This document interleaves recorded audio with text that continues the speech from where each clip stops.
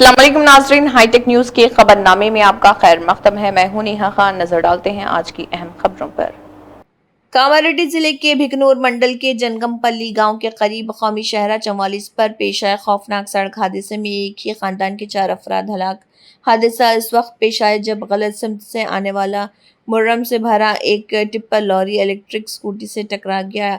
टक्कर इतनी शदीद थी कि स्कूटी पर सवार बाप बेटी मौके पर ही जाँ बहक हो गए, जबकि शदीद जख्मी 2 कमसिन बच्चों को एम्बुलेंस के जरिए कामारेड्डी सरकारी अस्पताल मुंतकिल किया गया। एक बच्चा रास्ते में दम तोड़ गया और दूसरा अस्पताल में जख्मों से जानबर ना हो सका। महलूकीन की शनाख्त किशन 53 साल, जसलिन 29 साल, जोएल प्रकाश 4 साल और जोएल जटसन 5 माह के तौर पर की गई है। ये अफराद बच्चों को टीका दिलवाने जंगमपल्ली जा रहे थे कि रास्ते में ये दिलखराश हादसा पेश आया।